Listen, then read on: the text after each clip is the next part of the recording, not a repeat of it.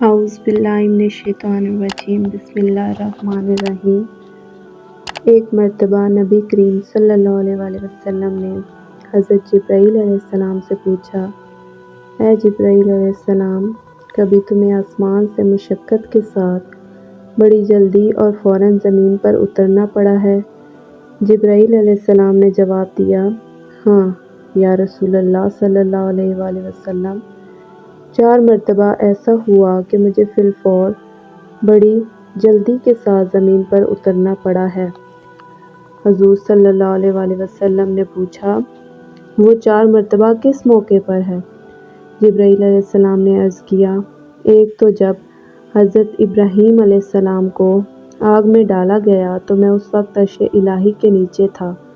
مجھے حکم ہوا، جبرائیل، خلیل کے آگ میں جانے سے پہلے فوراً میرے خلیل کے پاس پہنچو۔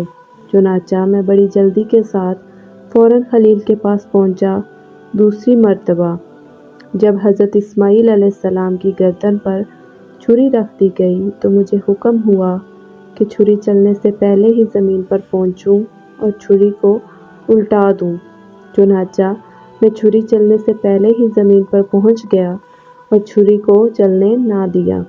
تیسری مرتبہ جب حضرت یوسف علیہ السلام کو کنویں کی تہہ تک پہنچنے سے پہلے زمین پر پہنچوں اور کنویں سے ایک پتھر نکال کر حضرت یوسف علیہ السلام کو اس پتھر پر با احترام بٹھا دوں۔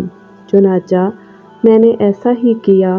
اور چوتھی مرتبہ، یا رسول اللہ صلی اللہ علیہ وآلہ وسلم، جبکہ کافروں نے نبی کریم صلی اللہ علیہ وسلم کا دندان مبارک شہید کیا تو مجھے حکم ہوا کہ میں فوراً زمین پر پہنچوں اور نبی کریم صلی اللہ علیہ وآلہ وسلم کے دندان مبارک کا خون زمین پر نہ گرنے دوں اور زمین پر گرنے سے پہلے ہی میں وہ خون مبارک اپنے ہاتھوں میں لے لوں۔